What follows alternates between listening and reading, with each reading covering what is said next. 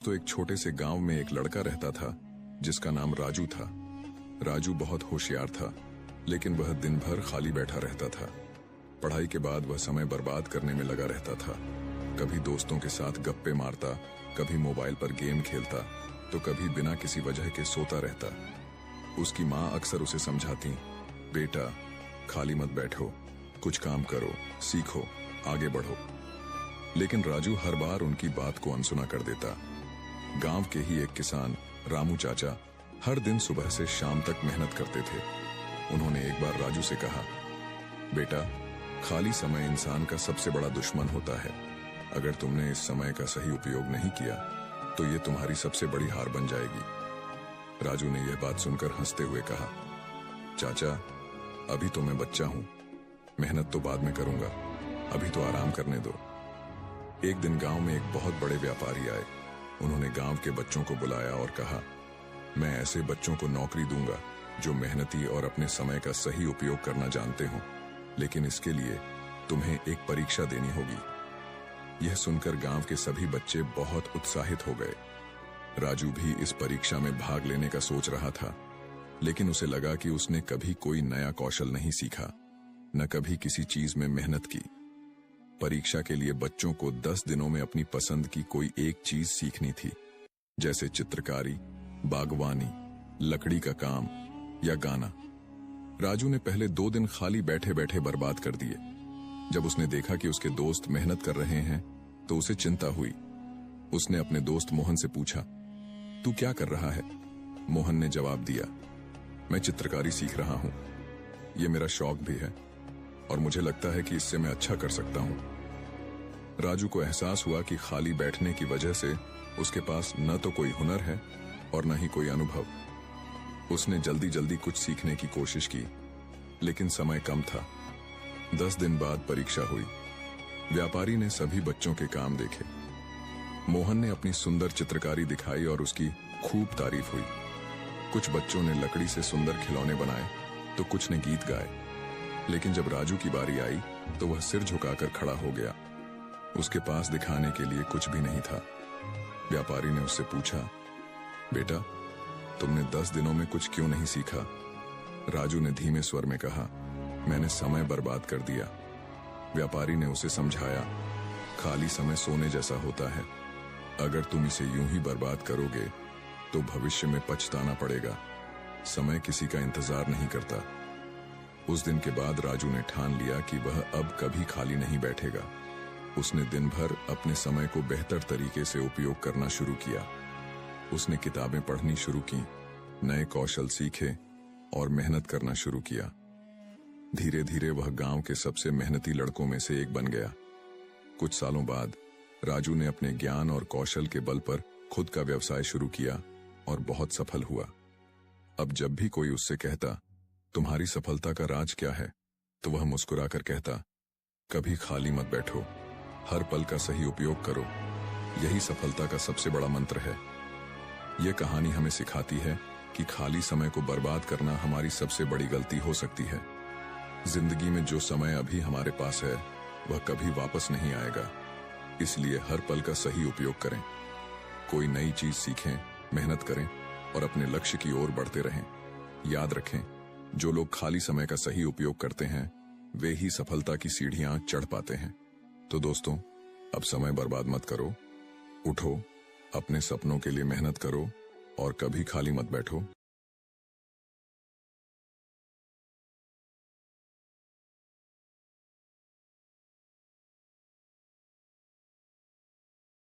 पहले की बात है। मगध राज्य के एक छोटे से गांव में एक युवक रहता था जिसका नाम अंशुमान था। वह बहुत ही अधीर और गुस्सैल स्वभाव का था। छोटी छोटी बातों पर बहस करना और हर बात का उत्तर तुरंत देना उसकी आदत बन चुकी थी। धीरे धीरे उसके इस स्वभाव के कारण लोग उससे कतराने लगे। अंशुमान खुद भी इस बात को महसूस करता था कि उसका स्वभाव उसके जीवन में शांति और खुशियां लाने के बजाय तनाव और अकेलापन बढ़ा रहा है। लेकिन वह समझ नहीं पा रहा था कि उसे इस स्थिति से कैसे बाहर निकलना चाहिए। एक दिन उसने सुना कि पास के जंगल में भगवान बुद्ध का प्रवचन हो रहा है। बुद्ध के बारे में उसने बहुत कुछ सुन रखा था। उनकी करुणा, उनका ज्ञान और उनके द्वारा दी गई जीवन की शिक्षाएं। यह सुनकर अंशुमान ने सोचा, शायद मुझे मेरे सवालों के जवाब वहां मिल जाएं। वह जल्दी ही प्रवचन स्थल पर पहुंचा। वहां बड़ी भीड़ जमा थी। बुद्ध अपने सरल और स्पष्ट शब्दों में जीवन की गहराइयों को समझा रहे थे। उसी समय बुद्ध ने सभा को संबोधित करते हुए कहा, यदि तुम अपने जीवन में सच्चा बदलाव लाना चाहते हो तो 10 जगहों पर चुप रहना सीखो। यह सुनकर अंशुमान को कुछ आशा की किरण दिखी। प्रवचन समाप्त होने के बाद वह बुद्ध के पास गया और उनके चरणों में झुककर बोला, भगवान, आपने कहा कि बदलाव लाने के लिए 10 जगहों पर चुप रहना चाहिए। कृपया मुझे विस्तार से समझाइए कि ये 10 जगहें कौन सी हैं और मैं उन्हें अपने जीवन में कैसे अपना सकता हूं। बुद्ध मुस्कुराए और बोले, यह जानने के लिए तुम्हें धैर्य, अनुशासन और आत्मनिरीक्षण की आवश्यकता होगी। अगर तुम इन शिक्षाओं को अपनाने के लिए तैयार हो तो मेरे साथ चलो। अंशुमान ने सहमति जताई और इस तरह उसकी यात्रा शुरू हुई। पहला स्थान, जब कोई तुम्हारी आलोचना करे। बुद्ध ने अंशुमान को पहले स्थान की शिक्षा दी। अंशुमान, जब कोई तुम्हारी आलोचना करे तो चुप रहो। आलोचना तुम्हारे लिए सीखने का अवसर है। यदि तुम गुस्से में प्रतिक्रिया दोगे तो तुम कुछ भी नहीं सीख पाओगे, लेकिन अगर तुम चुप रहकर सोचोगे तो तुम समझ सकोगे कि वह आलोचना सही है या गलत। बुद्ध ने उसे एक उदाहरण दिया। एक बार एक व्यक्ति ने मुझे अपशब्द कहे। मैंने चुप रहकर उसकी बात सुनी। जब वह थक गया तो मैंने उससे पूछा, अगर तुम किसी को उपहार दो और वह उसे न ले तो वह उपहार किसके पास रहेगा? वह बोला, मेरे पास। मैंने कहा, तुम्हारे ये शब्द भी तुम्हारे पास ही रहेंगे क्योंकि मैंने इन्हें स्वीकार नहीं किया। अंशुमान ने इसे अपने जीवन में अपनाने का निर्णय लिया। शुरुआत में यह कठिन था, लेकिन धीरे धीरे उसने महसूस किया कि आलोचना सुनने के बाद चुप रहने से वह आत्मनिरीक्षण कर पाता है। दूसरा स्थान, जब कोई तुमसे बहस करे। कुछ दिन बाद बुद्ध ने अंशुमान को दूसरे स्थान पर चुप रहने का महत्व समझाया। जब कोई तुमसे बहस करे तो चुप रहो। बहस में सच नहीं बल्कि अहंकार की जीत होती है। यदि तुम चुप रहोगे तो तुम स्थिति को बेहतर समझ सकोगे और सही निर्णय ले सकोगे। बुद्ध ने एक किसान की कहानी सुनाई। 2 किसान अपनी जमीन के छोटे से टुकड़े को लेकर झगड़ रहे थे। दोनों का मानना था कि वह जमीन उनकी है। जब मैंने उनसे पूछा कि क्या उन्होंने जमीन अपने साथ लाई थी जब वे जन्मे थे या क्या वे इसे अपने साथ ले जाएंगे जब वे मरेंगे, तो वे चुप हो गए। इस शिक्षा ने अंशुमान को सिखाया कि बहस में पड़ने से बेहतर है चुप रहकर समाधान की ओर बढ़ा जाए। तीसरा स्थान, जब कोई गुस्से में हो। बुद्ध ने अंशुमान से कहा, गुस्सा आग की तरह है। यदि तुम इसमें घी डालोगे तो यह और भड़क जाएगा। इसलिए जब कोई गुस्से में हो तो चुप रहो। उसकी गुस्से की ऊर्जा खत्म हो जाएगी। इसके लिए उन्होंने एक कहानी सुनाई। एक राजा ने अपने मंत्री को गुस्से में फांसी की सजा सुनाई। मंत्री ने कुछ नहीं कहा। अगले दिन राजा को पछतावा हुआ और उसने मंत्री को माफ कर दिया। अगर मंत्री उस समय राजा से बहस करता तो शायद उसकी जान चली जाती। अंशुमान ने इसे भी अपने जीवन में अपनाया। चौथा स्थान, जब तुम दुखी हो। एक दिन अंशुमान को किसी बात पर गहरा दुख हुआ। उसने बुद्ध से कहा, भगवान, मैं इस पीड़ा को सहन नहीं कर पा रहा। बुद्ध ने कहा, जब तुम दुखी हो तो चुप रहो। दुख तुम्हारे भीतर के बदलाव का द्वार हो सकता है।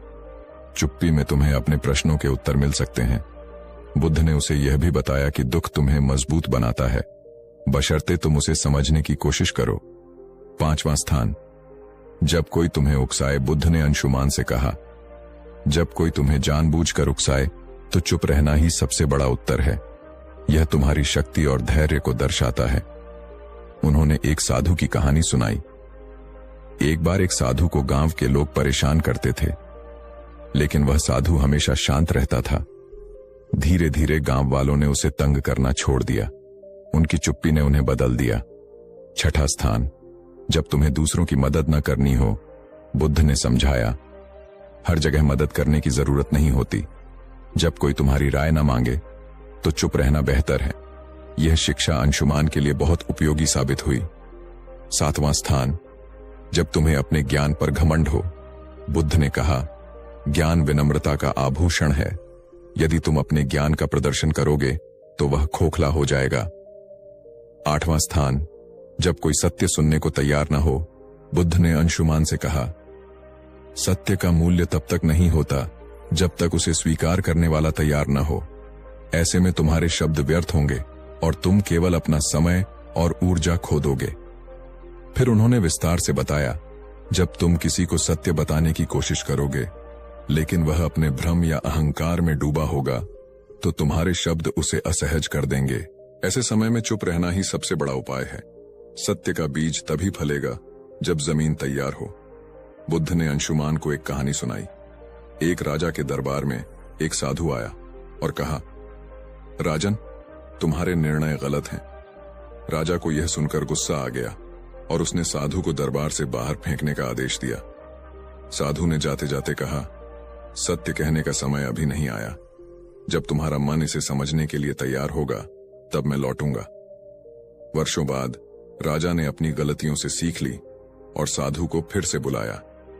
इस बार राजा ने न केवल साधु की बात सुनी बल्कि उसे अपने जीवन का मार्गदर्शक भी बनाया।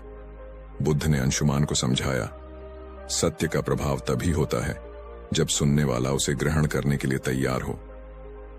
9वां स्थान, जब परिस्थितियां तुम्हारे नियंत्रण में न हो। बुद्ध ने कहा, जीवन में कई बार ऐसी स्थितियां आती हैं जिन्हें तुम बदल नहीं सकते। उन पर क्रोधित या व्याकुल होकर तुम केवल अपनी शांति को खोओगे। ऐसे समय में चुप रहना ही सबसे बुद्धिमानी है। उन्होंने समझाया, चुप रहना कोई कमजोरी नहीं बल्कि धैर्य और संतुलन का प्रतीक है। जब परिस्थिति तुम्हारे बस में नहीं हो तो उसे स्वीकार करो और शांत रहो। यही मानसिक शक्ति का आधार है। बुद्ध ने एक घटना का जिक्र किया। एक बार एक किसान ने बुद्ध से पूछा, मेरा खेत सूखा पड़ा है, बारिश नहीं हो रही, मैं क्या करूं? बुद्ध ने उत्तर दिया, तुम बारिश नहीं बदल सकते लेकिन तुम अपनी मेहनत को दिशा दे सकते हो। चुप रहो और अपने खेत के लिए वैकल्पिक उपाय खोजो। शांति से सोचो और समाधान खुद आ जाएगा। किसान ने यही किया और जल्द ही उसकी समस्या हल हो गई। बुद्ध ने कहा, जब परिस्थितियां तुम्हारे नियंत्रण में न हो तो चुप रहकर धैर्य और समाधान की दिशा में काम करना ही तुम्हारी सबसे बड़ी ताकत है। 10वां स्थान, जब तुम्हारा दिल भर जाए। बुद्ध ने अंशुमान से कहा, जब तुम्हारा हृदय कृतज्ञता, प्रेम और शांति से भर जाए तो इसे शब्दों की आवश्यकता नहीं होती। ऐसी स्थिति में चुप्पी स्वयं एक भाषा बन जाती है। यह तुम्हारे भीतर की सबसे बड़ी खुशी है। उन्होंने इसे और स्पष्ट करते हुए कहा, कृतज्ञता का सबसे शुद्ध रूप मौन में प्रकट होता है। जब तुम अपने जीवन में आनंदित महसूस करो तो इसे बाहरी अभिव्यक्ति की आवश्यकता नहीं होती। यह चुप्पी तुम्हारी आत्मा की खुशी का प्रतीक होती है। एक प्रेरणादायक कथा। बुद्ध ने अंशुमान को एक छोटी कहानी सुनाई। एक बार एक शिष्य को उसके गुरु ने आत्मज्ञान का अनुभव कराया। शिष्य का हृदय कृतज्ञता से भर गया। उसने गुरु से कहा, मैं आपको धन्यवाद देना चाहता हूं लेकिन शब्द पर्याप्त नहीं लगते। गुरु मुस्कुराए और बोले, तुम्हारी चुप्पी ही मेरे लिए सबसे बड़ा धन्यवाद है, इसे बनाए रखो। बुद्ध ने समझाया, जब दिल भर जाए तो शब्दों की आवश्यकता नहीं होती। मौन तुम्हारी सबसे बड़ी अभिव्यक्ति है। अंशुमान ने जब बुद्ध से 10 जगहों पर चुप रहने का ज्ञान लिया तो बुद्ध ने उसे तुरंत अभ्यास में डालने का निर्णय लिया। उन्होंने कहा, ज्ञान का मूल्य तभी है जब इसे जीवन में लागू किया जाए। मैं तुम्हें कुछ परीक्षाओं से गुजरने का अवसर दूंगा। इन परीक्षाओं से तुम सीखोगे कि चुप्पी वास्तव में तुम्हें कितना बदल सकती है। अंशुमान ने सहमति दी और बुद्ध के मार्गदर्शन में अपने जीवन के इस नए अध्याय की शुरुआत की। बुद्ध ने अंशुमान को एक गांव भेजा जहां लोगों को उसकी पुरानी आदतों के बारे में बताया गया। जैसे ही अंशुमान वहां पहुंचा, लोगों ने उसे बुरा भला कहना शुरू कर दिया। गांव वालों ने कहा, तुम्हारे जैसे लोग कभी नहीं बदल सकते।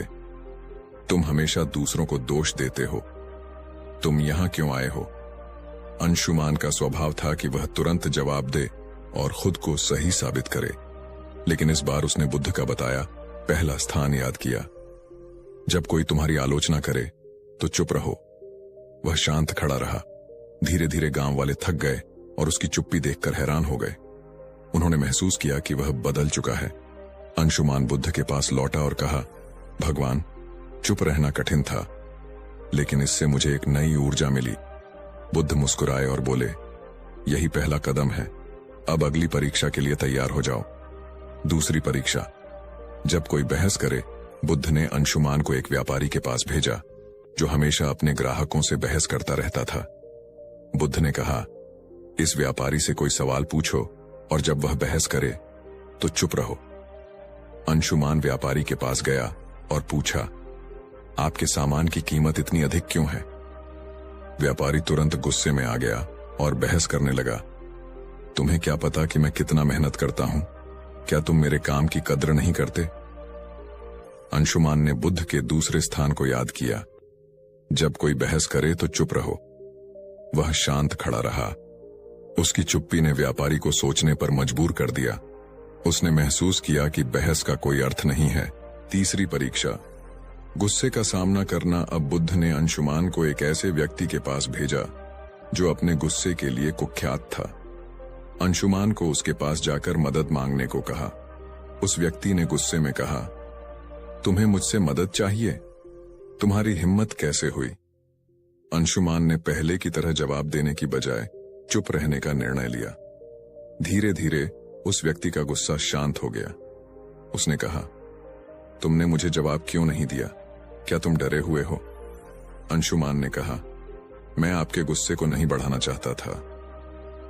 उस व्यक्ति ने महसूस किया कि चुप्पी में शक्ति है। चौथी परीक्षा। दुख का सामना करना। अगली परीक्षा में बुद्ध ने अंशुमान को एक विधवा स्त्री के पास भेजा जिसका इकलौता बेटा हाल ही में मृत्यु को प्राप्त हुआ था। वह स्त्री अपनी पीड़ा में किसी से बात नहीं करती थी। बुद्ध ने कहा, उसके पास जाओ और बिना कुछ कहे उसकी मदद करो। अंशुमान उसके पास गया और बस उसके पास बैठा रहा। उसने कुछ नहीं कहा, लेकिन उसकी मौन उपस्थिति ने स्त्री को सांत्वना दी। उसने पहली बार किसी से अपनी कहानी साझा की और अपने दुख से उबरने का प्रयास किया।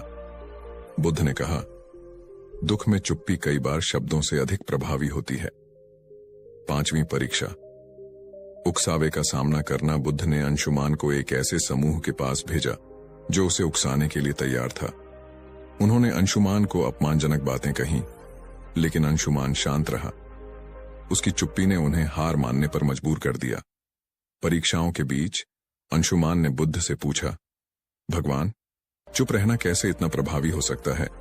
बुद्ध ने कहा, एक बार एक राजा ने एक साधु से पूछा, जीवन में सबसे बड़ी ताकत क्या है? साधु ने राजा को एक कटोरा पानी और तेल दिया। उसने कहा, पानी और तेल को मिलाओ। राजा ने कोशिश की, लेकिन तेल पानी में घुल नहीं पाया। साधु ने कहा, चुप्पी तेल की तरह है, इसे आपसे अलग नहीं किया जा सकता। जब तक तुम इसे संभालोगे, यह तुम्हारी सबसे बड़ी ताकत रहेगी। अंत की परीक्षा। जब दिल भर जाए, अंत में बुद्ध ने अंशुमान को खुद से एक और परीक्षा लेने को कहा। उन्होंने कहा, जब तुम्हारा दिल खुशी और कृतज्ञता से भर जाए, तब चुप्पी को अपनाओ। अंशुमान ने महसूस किया कि जब वह अपनी सभी परीक्षाओं में सफल हुआ, तो उसका दिल शांति और आनंद से भर गया। उसने बुद्ध के चरणों में झुककर कहा, भगवान, मैं बदल चुका हूं। अब मैं जानता हूं कि चुप्पी ही सच्चा ज्ञान है। यह कहानी हमें सिखाती है कि चुप रहना केवल बोलने से बचना नहीं है, यह एक आंतरिक शांति और समझ का प्रतीक है। बुद्ध की यह शिक्षा हमें अपने जीवन के हर पहलू में संतुलन और शांति लाने का मार्ग दिखाती है। जब हम बोलने की बजाय सुनना और समझना सीखते हैं, तो जीवन वास्तव में बदलने लगता है। यह कहानी हमें सिखाती है कि चुप्पी सिर्फ शब्दों का अभाव नहीं, बल्कि आत्मा की भाषा है। चुप रहना सीखो, यही सच्चा बदलाव है।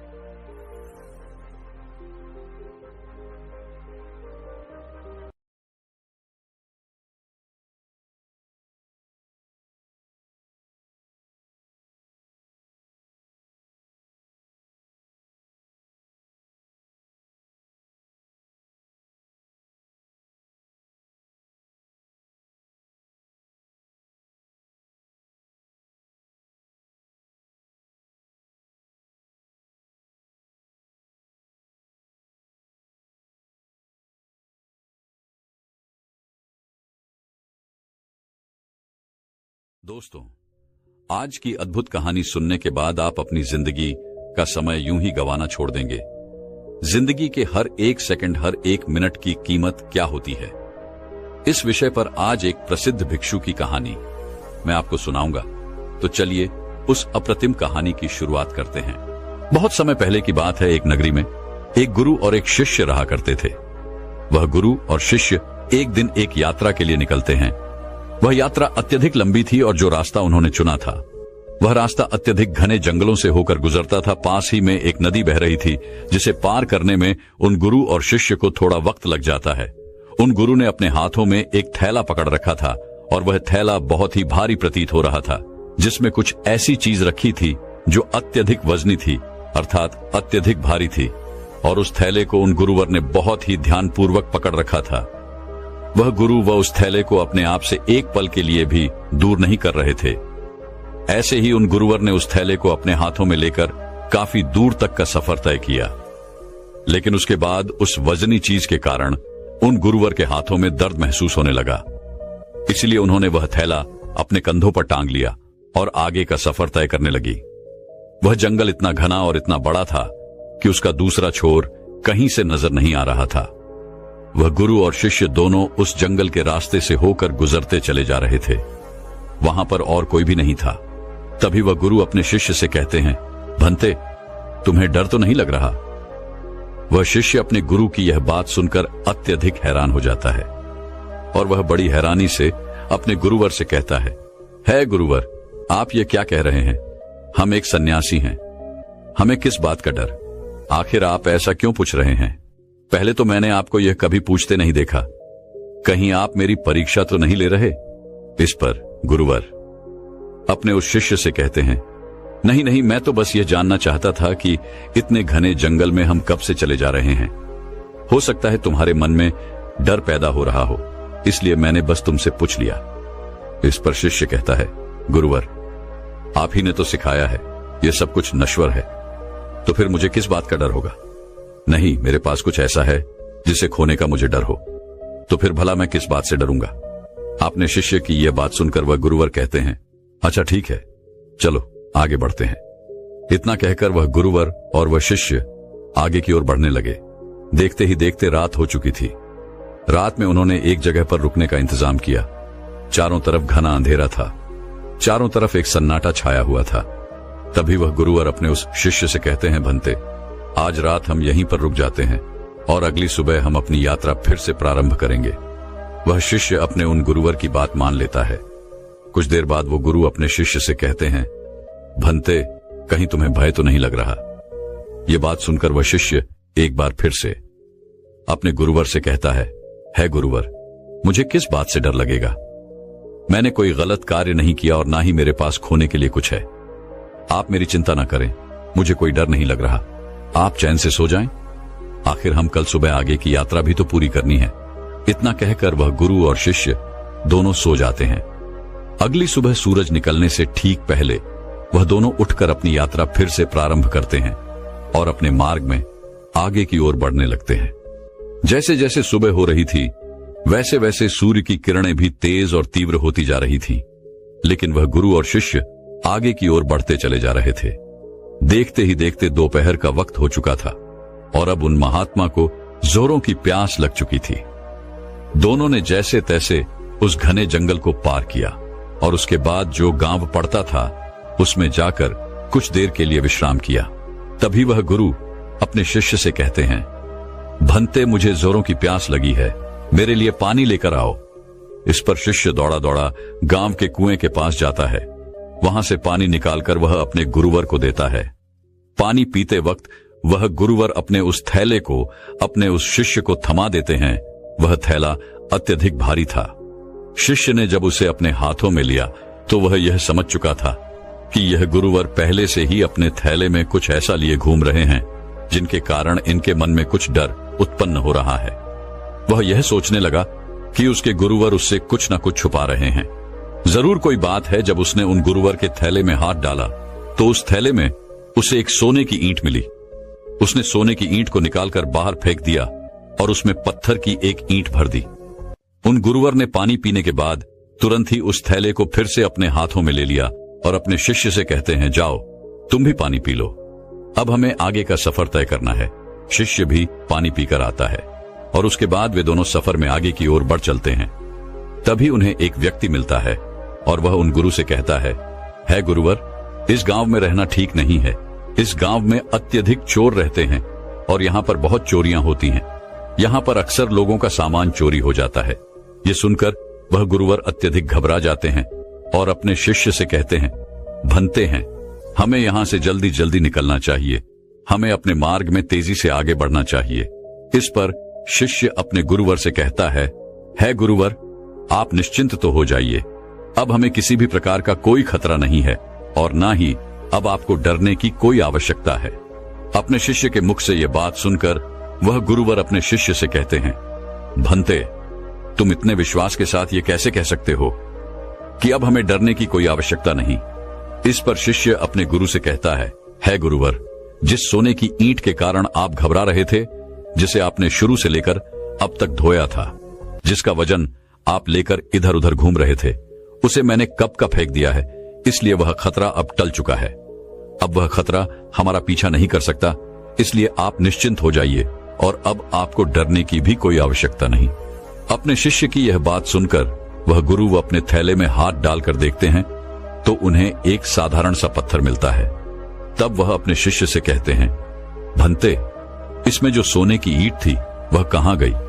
इस पर वह शिष्य कहता है गुरुवर, जो आपकी परेशानी का कारण बना हुआ था, जो आपकी डर का कारण बना हुआ था, मैंने उसे निकालकर फेंक दिया है और उसकी जगह पर यह पत्थर की ईंट मैंने आपके थैले में रख दी थी ताकि आपको इसके बारे में जानकारी ना हो सके।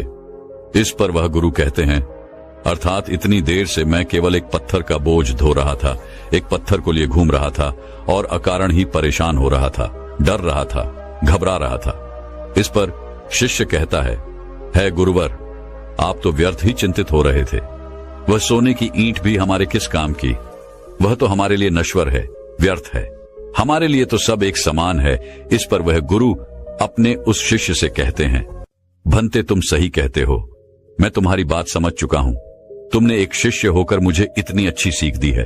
मैं तुम्हारी समझदारी से अति प्रसन्न हूं। मुझे खुशी है कि तुम मेरे शिष्य हो।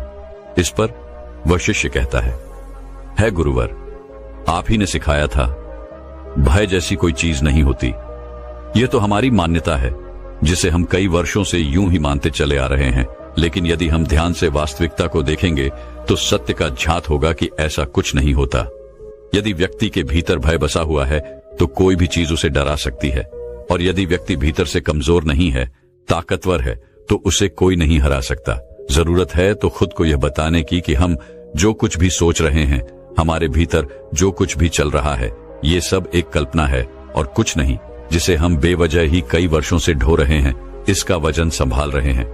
एक बार की बात है, एक बार एक गुरु अपने सभी शिष्यों को उपदेश दे रहे थे। तभी उन सभी शिष्यों में से एक शिष्य अपने गुरु से पूछता है गुरुदेव, क्या ये जरूरी है कि हम समय रहते अपने कार्य को पूरा कर लें? हम उसे बाद में भी तो कर सकते हैं, हम उसे बाद में क्यों नहीं कर सकते? इस पर वह गुरु अपने उस शिष्य से कहते हैं, भंते, समय के साथ अगर तुम हर कार्य को करते हो तो जीवन में तुम्हें उसका वैसा ही लाभ भी मिलेगा और तुम आगे की ओर बढ़ते चले जाओगे। आगे वह गुरुवर अपने उस शिष्य से कहते हैं, समय एक ऐसी चीज है जो कभी किसी के लिए नहीं रुकता, इसलिए समय के साथ अपने कार्य को पूरा कर लेना चाहिए। यदि तुम अपने कार्य को कल पर टालते हो तो क्या तुम जानते हो कल क्या होगा? क्या तुमने कल देखा है? ये कोई नहीं जानता। तुम्हारा आज तुम्हारे पास है, इसलिए इस पर ध्यान दो, क्योंकि यदि यह समय निकल गया तो फिर कभी यह वापस नहीं आएगा। इस पर वो शिष्य कहता है, पर गुरुवर, ऐसा क्यों होता है? हम उस कार्य को बाद भी क्यों नहीं कर सकते? इस पर गुरुवर अपने उस शिष्य से कहते हैं, क्योंकि हर कार्य को करने का एक निश्चित समय होता है। इसे और अच्छे से समझाने के लिए मैं तुम्हें एक कहानी सुनाता हूं। इस कहानी को ध्यानपूर्वक सुनना और समझने का प्रयास करना। एक समय की बात है, एक व्यक्ति था जिसका एक बेटा भी था और उसका बेटा बहुत आलसी था। वह कभी भी किसी कार्य को समय पर पूरा नहीं करता था।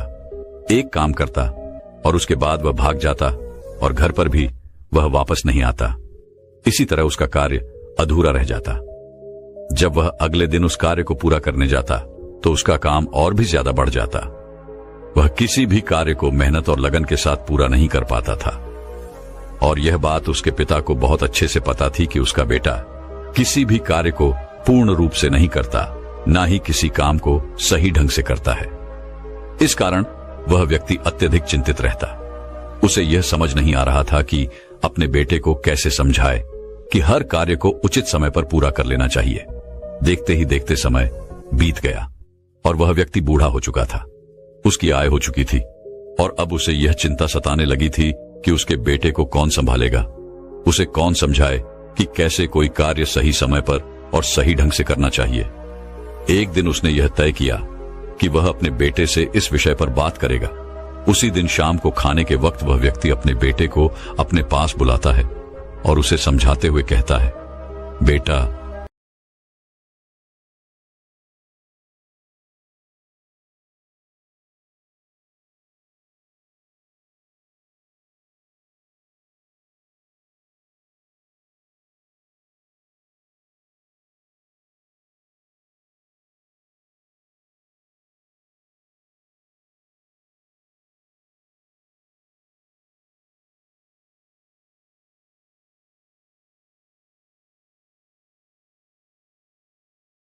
अभी से अपनी जिम्मेदारियां समझ लो और मेरा सारा कार्यभार आज से तुम संभाल लो। उस व्यक्ति के मुख से ये सारी बातें सुनकर उनका बेटा थोड़ा भावुक हो जाता है। तभी आगे उसका पिता उससे कहता है, तुम्हें अब से अपनी हर जिम्मेदारी को समझना होगा, अपने कर्तव्यों का पालन करना होगा, हर काम को स्वयं से करना होगा, और यदि तुम अपने सभी कार्यों को समय पर पूरा कर लोगे तो निश्चित तौर पर तुम्हें सही और अच्छे फल भी मिलेंगे। इस पर वह लड़का थोड़ा सा क्रोधित होकर अपने पिता से कहता है, पिताजी, आप क्या कहना चाहते हैं? आपको क्या लगता है मैं अपना कोई कार्य पूरा नहीं करता? मैं खेत में जाता हूं, वहां रहता हूं, वहां की देखभाल करता हूं, घर के कामों के लिए भी जगह जगह जाता हूं, तो क्या ये सब कार्य नहीं है? क्या इन सबको कार्य नहीं कहते, और क्या इन्हें मैंने बिना मन के ही पूरा किया है? इस पर उसके पिता कहते हैं, बेटा, मैं जानता हूं कि तुम रोज खेत जाते हो, लेकिन मुझे यह भी पता है कि तुम वहां जाकर एक पेड़ की छाया में सो जाते हो और अपना समय बर्बाद कर देते हो। मैंने खुद कई बार तुम्हें खेतों में सोते हुए देखा है, और तुम कहते हो कि तुम घर के कामों के लिए बाजार जाते हो। मैंने तुम्हें कई बार बाजार के बहाने अपने मित्रों से मिलते हुए देखा है, उनसे घंटों बातें करते हुए देखा है, लेकिन तुम एक पल के लिए यह नहीं सोचते कि घर पर बूढ़े माँ बाप हैं, उनका भी तो ख्याल रखना आवश्यक है। अपने पिता के मुख से ये सारी बातें सुनकर वह लड़का शांत हो जाता है, क्योंकि उसके पास अब कहने के लिए कुछ नहीं बचा था। वह चुपचाप अपने पिता की बात सुनता है। उसके पिता आगे कहते हैं, अपना हर कार्य पूरे मन, लगन और ईमानदारी के साथ करना चाहिए, क्योंकि ऐसा न करके तुम किसी और को नहीं बल्कि खुद को ही धोखा दे रहे हो, जो तुम्हारे लिए आगे बढ़कर बड़ी समस्या बन जाएगी, और तब ना तो तुम्हें कोई समझाने वाला होगा और ना ही तुम्हारा कोई साथ देने वाला होगा। कल को यदि हम ना रहे तो तुम क्या करोगे? इसलिए समय रहते अपने कार्यों को संभाल लो और ईमानदारी और मेहनत के साथ अपना कार्य पूरा करो। मेरा काम तुम्हें केवल मार्ग दिखाना है, और मैं तुम्हें केवल मार्ग ही दिखा सकता हूं।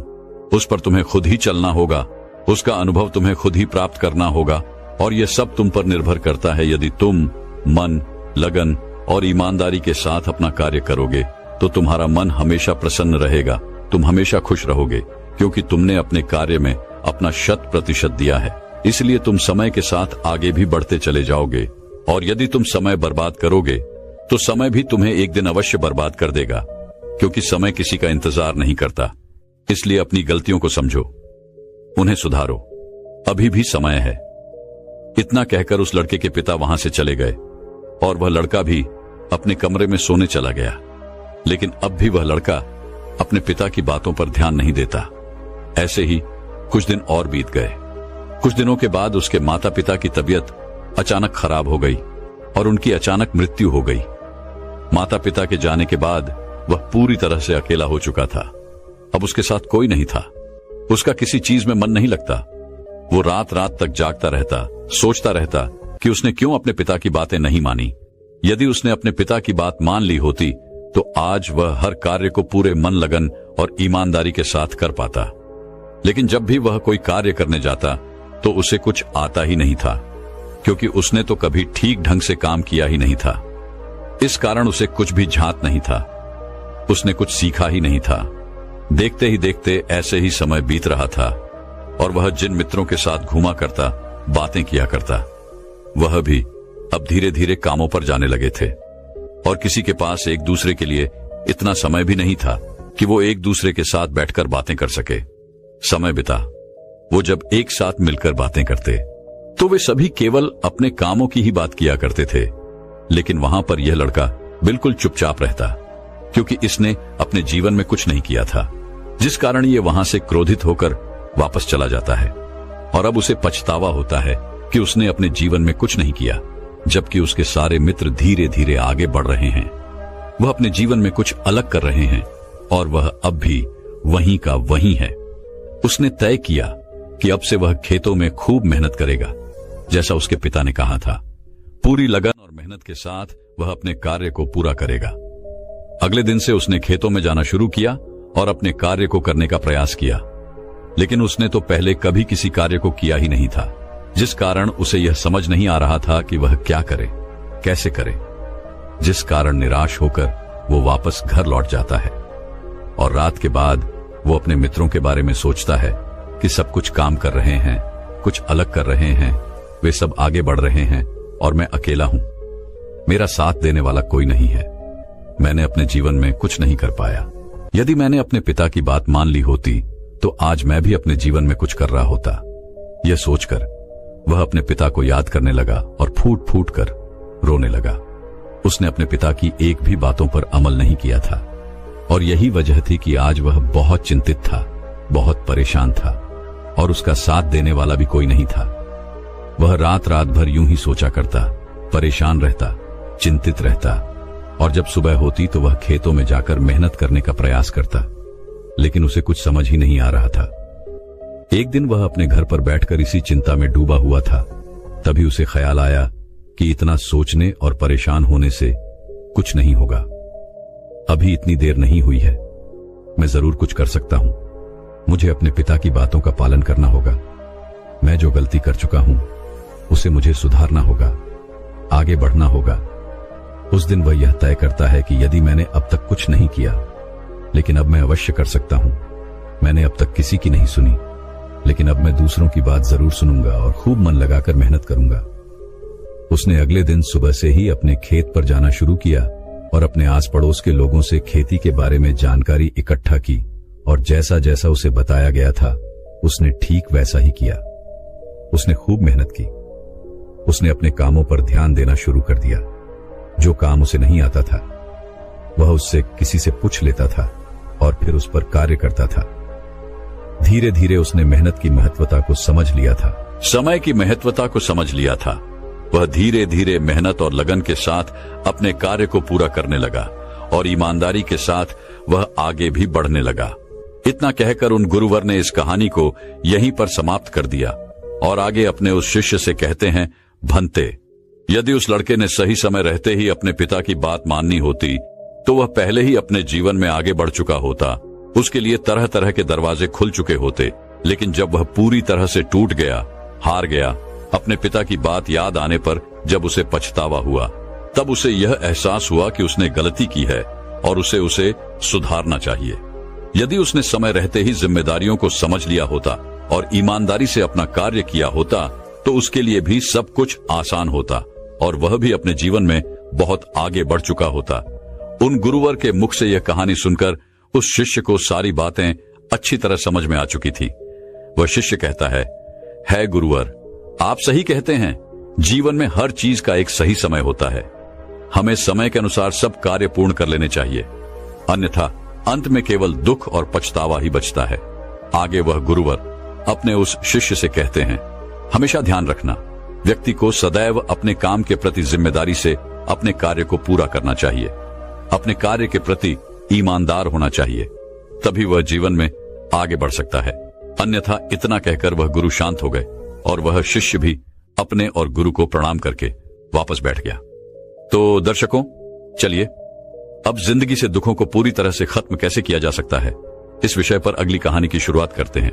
दोस्तों, महात्मा बुद्ध कहते हैं दुख है, और यह सत्य है, हमारे दुख का कारण भी है, यह भी सत्य है, और उसका निवारण भी है, यह भी सत्य है। समस्या है तो उसका समाधान भी है, परंतु हमें हमारे जीवन में केवल दुख और समस्याएं ही दिखाई देती हैं। हर तरफ चारों दिशाओं में हमें केवल दुख और परेशानियां ही नजर आती हैं। इसका समाधान तो कहीं नजर ही नहीं आता। हम चाहे कितने भी समस्याओं का समाधान खोजने का प्रयास क्यों न करें, लेकिन हम उसका समाधान निकाल नहीं पाते, और ऐसे ही धीरे धीरे वक्त बीतता जाता है और एक दिन सब कुछ ठीक हो जाता है। परंतु फिर से हमारे जीवन में दुख और समस्याएं आ ही जाती हैं, और एक बार फिर से हमारा ध्यान केवल उन समस्याओं की तरफ होता है। हमारे पास उन समस्याओं का कोई निवारण नहीं होता। परंतु यह बात भी बिल्कुल सत्य है कि निवारण और समाधान दुख और समस्या में ही निहित होते हैं, और जो व्यक्ति निवारण और समाधान को खोज लेते हैं, उन्हें जो संपदा मिलती है वह यूं ही समय को गुजार देने वालों को नहीं मिलती। मैंने अब तक आपसे जो कुछ भी कहा है, हो सकता है कि आपको ये सारी बातें समझ में ना आई हों, लेकिन महात्मा बुद्ध ने आखिर ऐसा क्यों कहा कि सभी समस्याओं का समाधान उसी समस्या में होता है। चलिए इसे एक कहानी के माध्यम से समझते हैं। बहुत समय पहले की बात है। एक राज्य का राजा बहुत चिंतित था, क्योंकि उसकी पत्नी का जन्मदिन नजदीक आ रहा था। यूं तो कहने को वह राजा था, लेकिन फिर भी उनके वैवाहिक जीवन में हजारों प्रकार की समस्याएं थी। परंतु वह राजा जन्मदिन पर अपनी पत्नी को एक ऐसा उपहार देना चाहता था कि जिससे उनके जीवन में जो दुख है वह कम से कम उस दिन के लिए दूर चला जाए। वह अपनी पत्नी को खुश करना चाहता था, किंतु आपने देखा होगा कि यह कहानी बहुत ही मुश्किल है, क्योंकि हम आज तक किसी को खुश नहीं कर पाए। हम चाहे लाख कोशिशें क्यों न कर लें, लेकिन हम कभी किसी को खुश नहीं कर पाते, क्योंकि यह खुशी हमारे पास नहीं है और ना ही सामने वाले के पास है। जो हमारे पास है ही नहीं, वह हम किसी और को कैसे दे सकते हैं। अर्थात अगर आपको किसी दूसरे को खुशी देनी है तो सबसे पहले आपको खुश होना होगा, आपको खुश महसूस करना होगा, अर्थात वो खुशी आपके पास होनी चाहिए, तभी तो आप किसी और को खुश रख सकते हैं। एक दिन राजा ने सभी दरबारियों को दरबार में उपस्थित होने का आदेश दिया, और साथ ही सभी मंत्रीगण भी वहां पर उपस्थित थे। तभी राजा ने सभी से सुझाव मांगा, क्या आखिर वह किस प्रकार अपनी पत्नी को जन्मदिन पर खुश कर सकता है, आखिर कैसा उपहार दे जिस कारण राजा की पत्नी खुश हो सके। वहां पर उपस्थित सभी लोग अपने मन की बातें राजा से बताते हैं, परंतु राजा को वहां पर उपस्थित किसी भी व्यक्ति का कोई सुझाव पसंद ही नहीं आया। एक दिन संध्या के वक्त राजा अपने रथ से कहीं जा रहा था। तभी रास्ते में उसने एक बहुत ही सुंदर मूर्ति देखी। वह मूर्ति बहुत ही सुंदर और आकर्षक थी। उसे देखकर ऐसा प्रतीत होता था मानो उस मूर्ति में जान हो।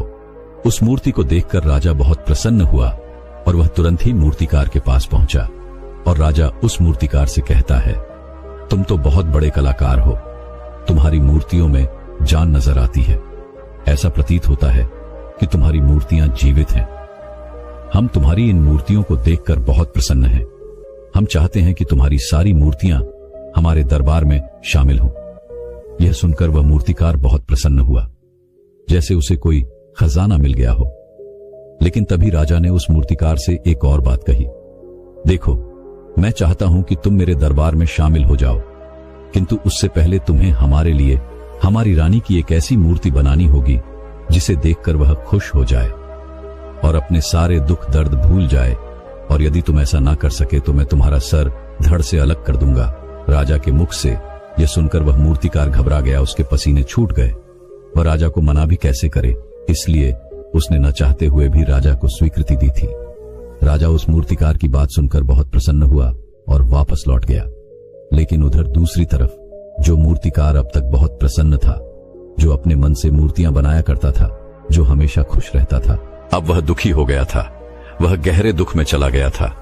वह डर के कारण रानी की मूर्तियां बनाना शुरू करता है, परंतु जो भी मूर्ति वह बनाता था, उस मूर्ति को देखकर ऐसा प्रतीत होता था मानो वह मूर्ति बहुत दुखी है, उसे किसी प्रकार का कोई दुख है।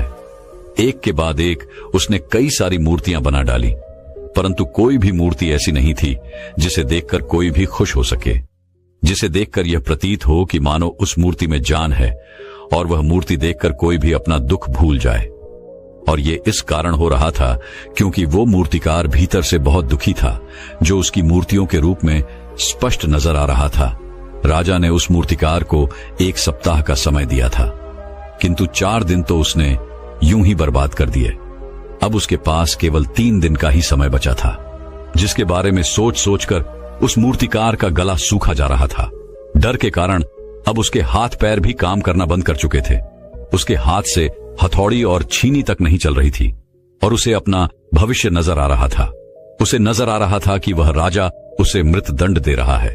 उसके बाद उसके परिवार का क्या होगा, उसके परिवार को कौन संभालेगा, यह सोच सोचकर उस मूर्तिकार का मन बैठा जा रहा था। तभी उसने एक योजना बनाई।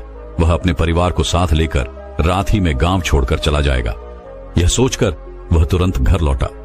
उसने सारा सामान बांधा, अपनी पत्नी और अपने बच्चों को भी तैयार किया। ऐसे ही घर से निकलने वाला था कि तभी उसने देखा कि राजा के सिपाही वहां पर तैनात थे। यह देखकर वह मूर्तिकार और भी घबरा गया। वह समझ नहीं पा रहा था कि क्या करे।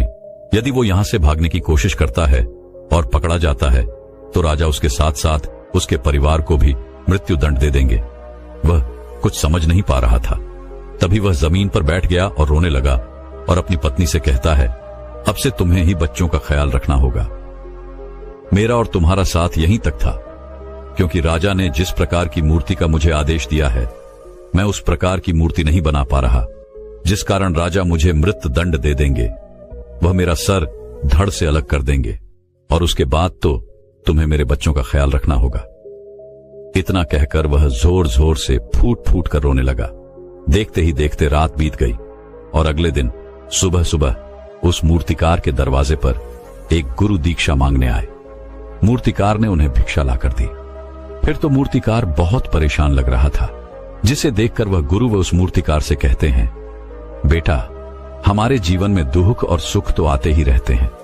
हमारे जीवन में दुख और समस्याएं तो होती ही हैं, किंतु इन सभी दुख और समस्याओं का समाधान और निवारण भी होता है, परंतु हम केवल दुख और समस्याएं ही देखते हैं। उन दुख और समस्याओं के छिपे निवारण और समाधान को हम कभी नहीं देख पाते। यदि तुम ध्यान से देखोगे तो हर समस्या का समाधान है और हर दुख का निवारण भी है। मैं ये अच्छी तरह जानता हूं कि तुम यहां से अपनी पत्नी और बच्चों को लेकर भाग जाना चाहते थे, किंतु ऐसा हो नहीं सका। उस मूर्तिकार ने जब उन गुरु के मुख से यह बात सुनी तो वह उनके चरणों में जा गिरा और हाथ जोड़कर उन गुरु से कहता है, हे गुरुवर, आप ही बताइए मैं क्या करूं।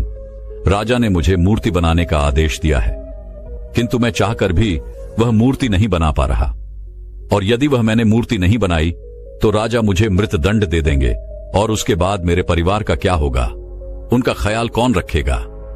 तभी वह गुरु उस मूर्तिकार से कहते हैं, बेटा, आंख बंद कर लेने से कुछ नहीं होने वाला, क्योंकि दुख और समस्याएं तो वहीं की वहीं खड़ी रहती हैं। ध्यान देने और कर्म करने से सब कुछ बदल जाता है। यदि तुम केवल आंखें बंद करके यह सोचोगे कि तुम्हारी समस्याएं चली जाएंगी तो ऐसा कभी नहीं होगा। इतना कहकर उन गुरुओं ने उस मूर्तिकार के कानों में कुछ कहा और उसके बाद वो वहां से चले गए। उनको रुके। वहां से चले जाने के बाद वह मूर्तिकार महल गया, जिसे देखकर राजा उस मूर्तिकार से कहता है, लगता है तुमने समय से पहले ही एक अद्भुत मूर्ति तैयार कर ली है। बताओ वह मूर्ति कहां है, मैं भी उसे देखना चाहता हूं। इस पर वह मूर्तिकार जवाब देते हुए कहता है, महाराज, अभी तक मैंने मूर्ति तैयार नहीं की है, परंतु आपके दिए हुए समय पर मैं अवश्य ही वह अद्भुत मूर्ति तैयार कर लूंगा। लेकिन उससे पहले मेरा एक बार महारानी से मिलना बहुत आवश्यक है, अन्यथा वह अद्भुत मूर्ति तैयार नहीं हो पाएगी और फिर आप चाहें तो मुझे मृत्यु दंड दे सकते हैं। राजा ने उस मूर्तिकार की सारी बातें ध्यानपूर्वक सुनी और उसके बाद राजा ने मूर्तिकार को महारानी से मिलवाया।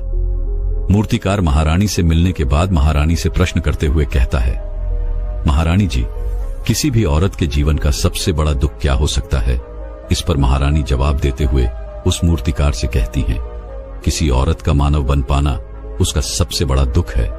तभी वह मूर्तिकार महारानी से एक और प्रश्न करते हुए कहता है, महारानी जी, किसी औरत के जीवन का सबसे बड़ा सुख क्या है। महारानी उस मूर्तिकार के इस प्रश्न का जवाब देते हुए कहती हैं, किसी भी औरत के जीवन का सबसे बड़ा सुख उसके पति और उसके बच्चों का उसके पास होना है। महारानी के मुख से अपने प्रश्नों का जवाब जानकर मूर्तिकार बहुत प्रसन्न हुआ और उनसे आज्ञा लेकर वह वापस अपने घर लौट आया और अब से रात दिन उस मूर्ति पर काम करने लगा। देखते ही देखते पूरे 3 दिन पूरे हो गए। आखिरकार रानी के जन्म दिवस वाले दिन वह मूर्तिकार उस मूर्ति को लेकर राजमहल पहुंचता है। लेकिन अब राजा के मन में यह बेचैनी थी कि पता नहीं उस मूर्तिकार ने आखिर कैसी मूर्ति बनाई होगी, पता नहीं वह मूर्ति महारानी को पसंद आएगी भी या नहीं। इस प्रकार के कई प्रश्न राजा के मन में चल रहे थे।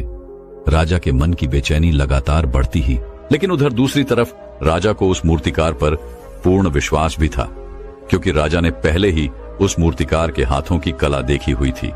इसलिए एक तरफ उनके मन में यह भी विचार चल रहे थे कि उस मूर्तिकार ने जरूर ही अद्भुत मूर्ति बनाई होगी।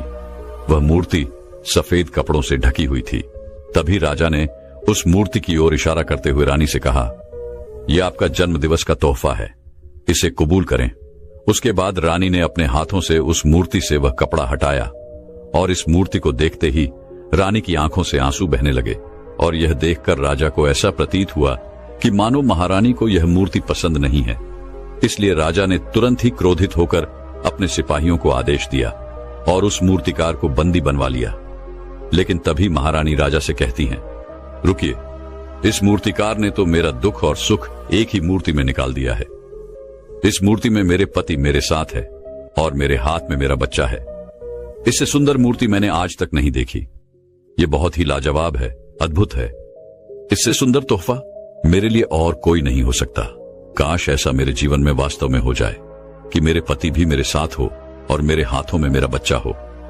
महारानी की ये सारी बातें सुनकर और इस मूर्ति को देखकर राजा को अपनी गलती का एहसास हुआ। राजा अपनी प्रजा और अपने साम्राज्य के देखरेख में इतना व्यस्त रहता था कि वह कभी अपनी पत्नी को समय नहीं दे पाता था, जिस कारण राजा की आंखों से आंसू बहने लगे और दरबार में उपस्थित सभी लोग वह मूर्ति देखकर हैरान थे।